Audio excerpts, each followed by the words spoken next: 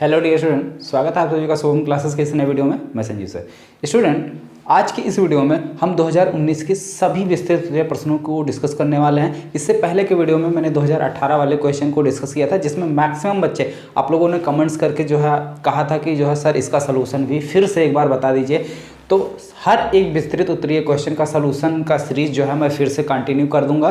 लेकिन उससे पहले जो है 2019 और 2020 इन दोनों बचे हुए ईयर के भी क्वेश्चन आप लोग देख लीजिए कि इन दोनों ईयर में कौन कौन से क्वेश्चन पूछे गए हैं। ठीक है, उसके बाद फिर इसके सलूशन जो है यानी हर एक सेट का जो है 1 बाय 1 करके जो है विस्तृत उत्तरीय का सलूशन मैं आपको करवा दूंगा। ठीक है, और हर सेट में विस्तृत उत्तरीय आपके 20 नंबर के पूछे गए हैं। ठीक है, तो ये सीरीज जो है बहुत ही ज़्यादा इंपॉर्टेंट है। उससे पहले आपको ये जानना बहुत जरूरी है कि कौन कौन सा क्वेश्चन किस किस ईयर में पूछा गया है। तो चलिए वीडियो को स्टार्ट करते हैं। और एक गुड न्यूज़ उन सभी स्टूडेंट के लिए जो 2022 में जेईई मेंस एंड एडवांस को क्लियर करना चाहता है, क्योंकि उनके लिए अनअकैडमी एक बहुत ही स्पेशल बैच लेके आए, लीजेंड बैच, जिसमें आपको कोटा के टॉप कोचिंग बंसर क्लासेस के एचओडी आपको लाइव पढ़ाएंगे। आप घर बैठे इनसे पढ़ सकते हो, जिसमें आपको शहनवाज फयाज सर, आरती बंसल मैम, समीर बंसल सर और एमए हैक सर पढ़ाएंगे लाइव। और ये बैच स्टार्ट हो चुका है 12 जनवरी से। इसमें आप अभी इनरोल कर सकते हो। ये बैच अभी स्टार्टिंग में चल रहा है। और सबसे मोस्ट इंपॉर्टेंट बात, इसमें जो आपको टीचर्स पढ़ाएंगे उन सभी के पास 20+ ईयर का एक्सपीरियंस और टॉप रैंक प्रोड्यूस कर चुके हैं। तो जितने भी स्टूडेंट एकदम डेडिकेट होकर पढ़ना चाहते हैं, तो ये बैच आपके लिए। आपको ऐसे गाइडेंस जब टीचर का मिलेगा तो आप 100% 2022 में जेईई मेंस एंड एडवांस को क्रैक करोगे बहुत ही अच्छे मार्क्स से। डिस्क्रिप्शन में जो लिंक है उस पर आप जैसे ही क्लिक करोगे कुछ ऐसा आइकन ओपन होगा। अगर आप 1 मंथ का सब्सक्रिप्शन लेते हो तो आपको 7000 पड़ेगा। लेकिन जैसे ही यहाँ पर आप कोड में शुभम@12 यूज करोगे 10% आपको इंस्टेंट डिस्काउंट मिल जाएगा।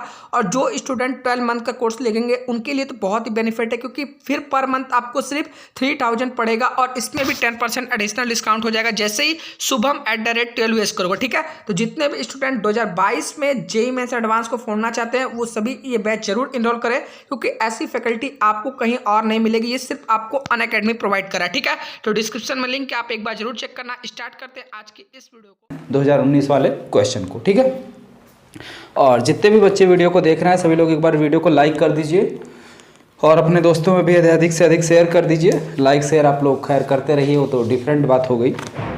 चलिए देखिए, 2019 के सेट नंबर 1 का पहला क्वेश्चन है कि एम्पियर का परपथीय नियम क्या है। सिंपली आपसे पूछा हुआ है एम्पियर का परपथीय नियम। ठीक है, एम्पियर का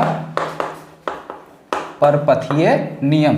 जिस तरीके से आप लोगों को वैद्युत क्षेत्र में जो है गॉस का नियम बताया गया था, उसी तरीके से यहाँ पर चुंबकीय क्षेत्र में एम्पियर का परपथीय नियम होता है। ठीक है, एम्पियर का परपथीय नियम क्या कहता है कि किसी भी बंद परिपथ के एलांग, ठीक है, उसका रेखीय समाकलन यानी चुंबकीय क्षेत्र का रेखीय समाकलन इंटीग्रेशन ऑफ वी, ठीक है, उसमें प्रवाहित होने वाली धारा का यानी कुल टोटल धारा का म्यू नॉट गुना होता है V dot D L equal to mu nought आई।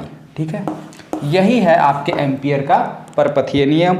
इसकी सहायता से किसी धारावाही प्रणालिका के भीतर उत्पन्न चुंबकीय क्षेत्र का सूत्र स्थापित करना है। इस नियम का यूज करना है और आपको लिख धारावाही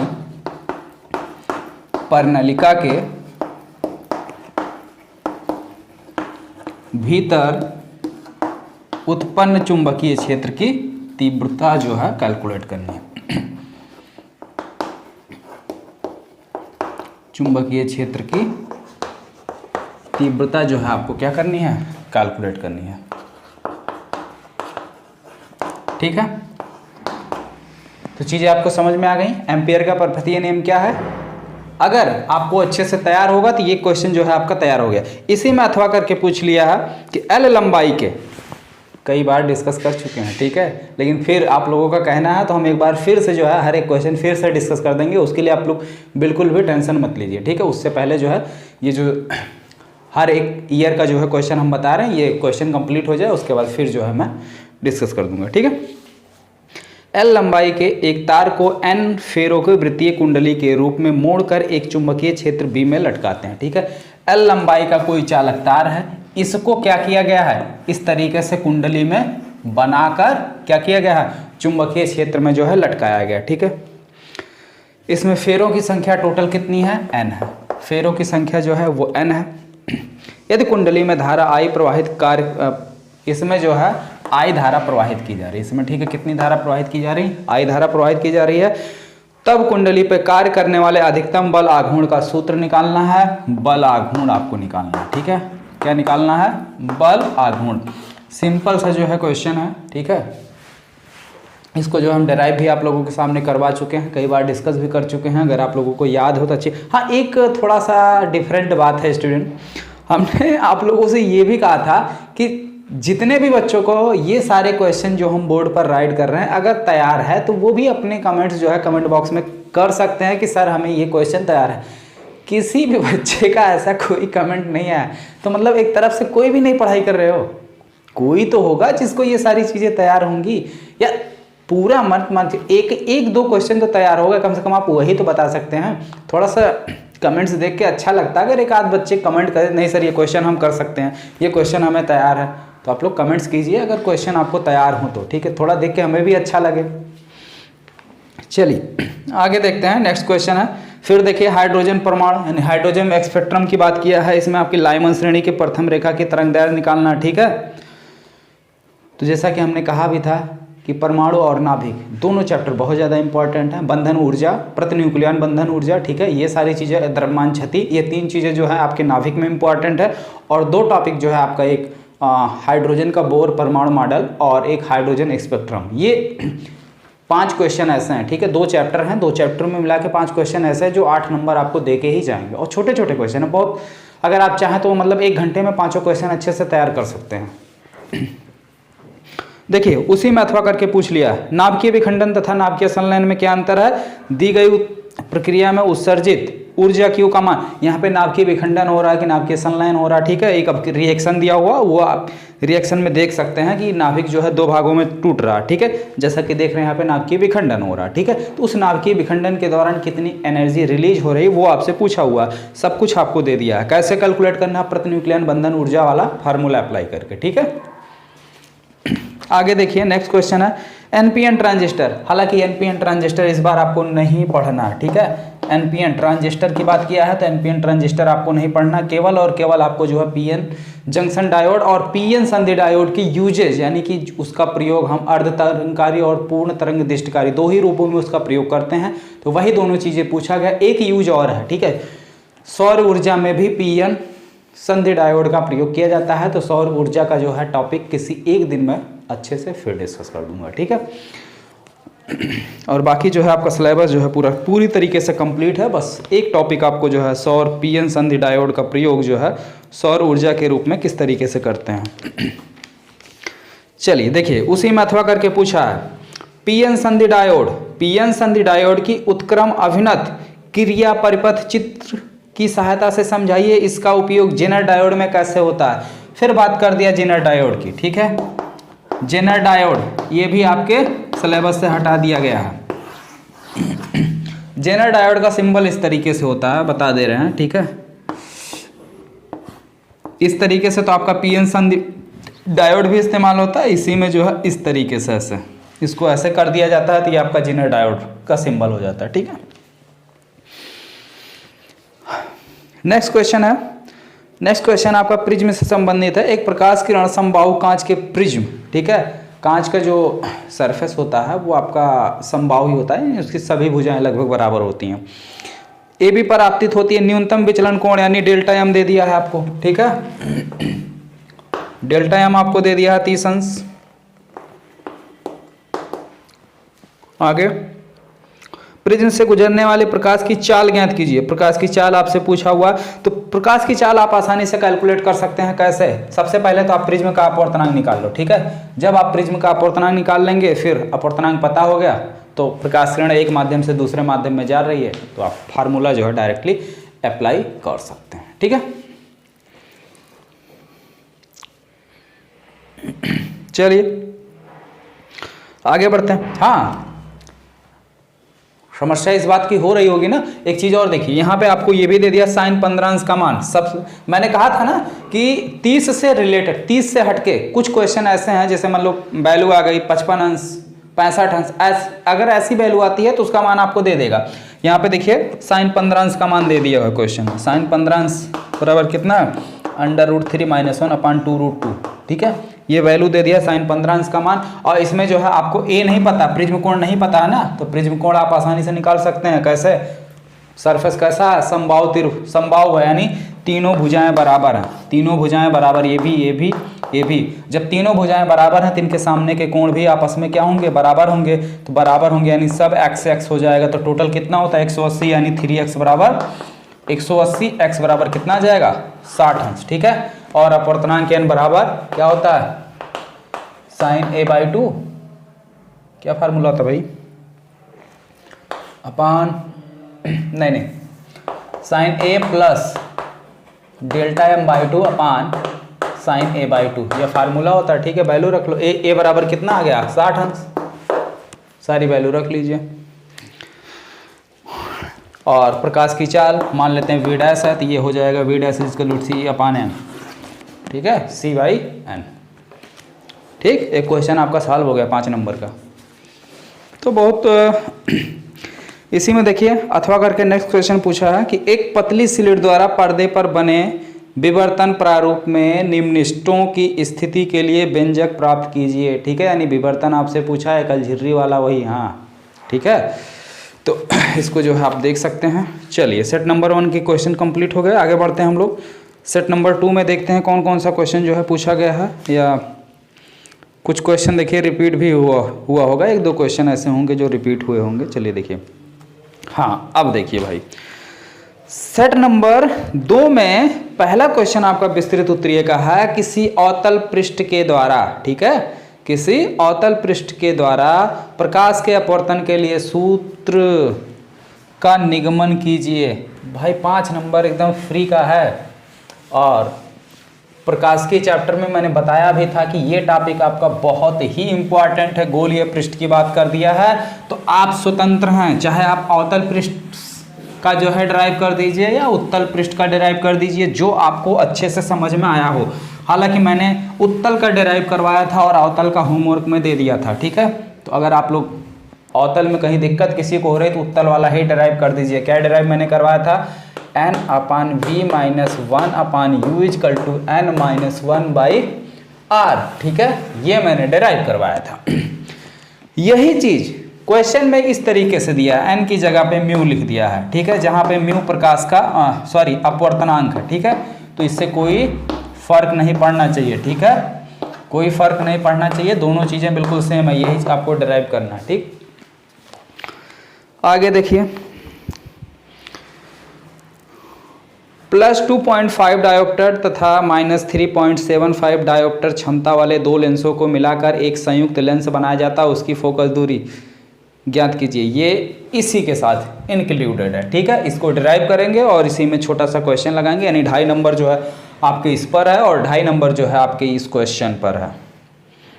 ठीक, चलिए आगे बढ़िए। अगला क्वेश्चन है, किसी पारदर्शी गोलीय पृष्ठ पर प्रकाश के अपवर्तन के सूत्र की सहायता से पतले लेंस की फोकस दूरी के लिए सूत्र का अपवर्तनांक ज्ञात कीजिए। ठीक है, तो पतले लेंस के लिए, ठीक है, यानी इसी फार्मूले की सहायता से पतले लेंस के लिए आपको जो है फार्मूला डिराइव करना है। ओके, तो काफी इजी है अगर इसका आप यूज जानते हैं तो। आगे बढ़ते हैं अगले क्वेश्चन की तरफ। इसी में 7वां क्वेश्चन है। देखिए, मैंने कहा ना कि हर सेट में कुछ ना कुछ ऐसे क्वेश्चन होते हैं जो कॉमन होते हैं। देखिए, कॉमन क्वेश्चन है, पीएन संधि डायोड के लिए अग्र अभिनत तथा उत्क्रम अभिनत दोनों को पूछ लिया, और हाँ पूर्ण तरंग दिष्टकारी। ठीक है, तो पीएन संधि डायोड का अग्र अभिनत और पश्च अभिनत दोनों में धारा का प्रवाह कैसे होता है उसको एक्सप्लेन करना है। उसके बाद पीएन संधि डायोड का पूर्ण तरंग दिष्टकारी के रूप में किस तरीके से प्रयोग किया जाता है और उसका क्या वर्किंग है वो भी आपको लिखना है। ठीक है, थोड़ा सा लंबा क्वेश्चन है। ठीक, आगे एक क्वेश्चन जो है आपके लॉजिक गेट का है, तो लॉजिक गेट का क्वेश्चन छोड़िए, ये आपके सिलेबस से तो हटा दिएगा, कोई दिक्कत नहीं है। हाँ, आगे देखिए, परावैद्युत ध्रुवण पोलराइजेशन भी जो है सिलेबस में नहीं है, तो इसको भी छोड़ते हैं हम लोग। अथवा करके दिया, गॉस की प्रमेय लिखिए, आर त्रिज्या के एक खोखले गोले को क्यू कूलाम से आवेशित किया जाता है, इसके पृष्ठ पर अंदर बाहर। ठीक है, पृष्ठ पर निकालना, अंदर निकालना, बाहर, तीनों जगह पर वैद्युत क्षेत्र की तीव्रता जो है आपको कैलकुलेट करनी है। ठीक है, तो बाहर होगा, पृष्ठ पर होगा और अंदर कितना आएगा? 0 आएगा। सिंपल सी बात है। ठीक, चलिए फिर आगे देखिए कॉमन क्वेश्चन है, एम्पियर का परपथीय नियम क्या है? इसकी सहायता से वहाँ पे धारावाही परिनलिका की बात की थी, यहाँ पे ऋज रेखीय की बात की, यानी ये कोई सीधा लंबा तार है जिसमें आई धारा प्रवाहित हो रही है, तो इसके कारण उत्पन्न चुंबकीय क्षेत्र की तीव्रता निकालनी है। ठीक, और इसी में क्वेश्चन भी दे दिया है, तार की लंबाई दे दिया है, तार में जो है धारा का मान दे दिया I बराबर 10 एम्पियर। ठीक है, और क्या दे दिया है? दूरी दे दिया स्मॉल r का मान 10 सेंटीमीटर, इसको मीटर में बना लो, 10 गुणे 10 की घात -2 मीटर। ठीक है, ये चीज़ दे दिया है। वैद्युत क्षेत्र की तीव्रता निकालनी, बिल्कुल फार्मूले पर कैलकुलेट कर लो। ठीक, तो आगे बढ़ते हैं नेक्स्ट सेट की तरफ। ये आपके 2019 का सेट नंबर 2 भी जो है कंप्लीट हो गया। ये क्वेश्चन थे आपके जो है काफ़ी, बहुत दिक्कत वाली बात नहीं है। 2020 में एक सेट थोड़ा सा दिक्कत वाली बात, और बहुत दिक्कत की बात नहीं, जहाँ न्यूमेरिकल आ जाता है वहीं पे आप लोग सोचते हैं कि सेट जो है टफ बन गया। ठीक है, तो भाई फिजिक्स के न्यूमेरिकल तो थोड़ा आपको मेहनत तो करनी पड़ेगी। ठीक है, क्योंकि बिना न्यूमेरिकल के फिजिक्स में अच्छे मार्क्स स्कोर करना थोड़ा सा मुश्किल है भाई। अगर थ्योरी वाले पेपर बन गए तब तो आप आसानी से कर जाओगे, और फिर बाद में बोले सर जी आप बोल रहे थे मुश्किल है, हम तो कर लिए। ठीक है, तो ऐसी बात नहीं है। तो वो डिपेंड करता है सेट किस तरीके से बनता है। लेकिन अगर आप न्यूमेरिकल डेरिवेशन सारी चीज़ें अच्छे से तैयार किए हैं तो आपको कोई दिक्कत ही नहीं है। पेपर चाहे न्यूमेरिकल का बन जाए या डेरिवेशन का बन जाए या दोनों मिक्स बने, कोई दिक्कत नहीं। ठीक है, और वैसे भी फिजिक्स के पेपर में है ही क्या, 3 ही पार्ट तो बेसिक मेन है। ठीक है, एक थियरी, दूसरा न्यूमेरिकल और डेरिवेशन, यही 3 तो मेन है, और है ही क्या। ठीक है, उसके बाद आप बहुविकल्पीय है वो तो हर कोई कर ले जाएगा। आगे देखिए नेक्स्ट क्वेश्चन, प्रकाश के व्यतिकरण संबंधी अंक का प्रयोग काफ़ी इंपॉर्टेंट है, मैंने आपको बताया भी था।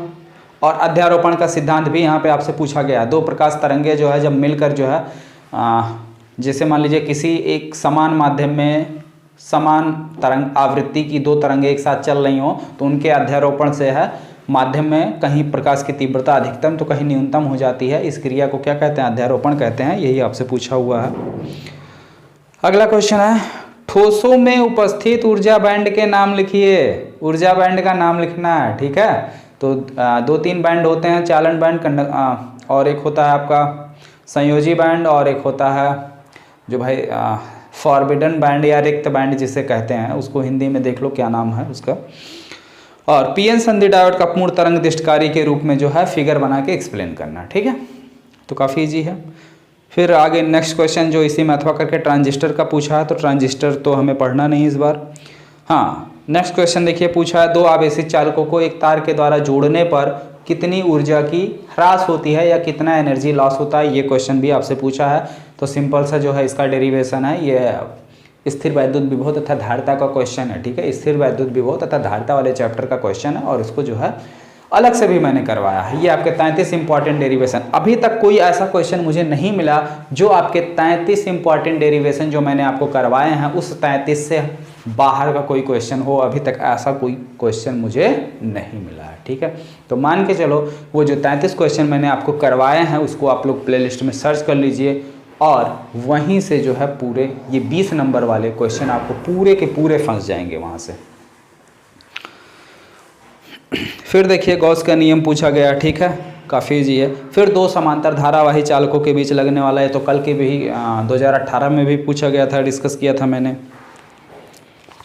आगे बढ़ते हैं नेक्स्ट सेट की तरफ, सेट नंबर 4। सेट नंबर 4 में किरचॉफ का नियम पूछा गया है, काफ़ी ज़्यादा इंपॉर्टेंट है किरचॉफ का नियम भी आपका। और एक क्वेश्चन है चुंबकीय क्षेत्र पर। ठीक है, और एक क्वेश्चन प्रत्यावर्ती धारा से है। और प्रत्यावर्ती धारा से जैसे कि कौन सा क्वेश्चन है वो मैंने आपको बताया भी है कि VRMS वर्ग माध्य मूल वाला क्वेश्चन है। ठीक है, तो इस क्वेश्चन को हम करवा देंगे। ठीक है, आप लोगों हाँ देखिए हाइगेंस के द्वितीयक तरंगों का सिद्धांत पूछा है। तो जितने भी थियरी वाले क्वेश्चन है सब आप बिल्कुल उसको तैयार करके एकदम से रेडी हो जाइए।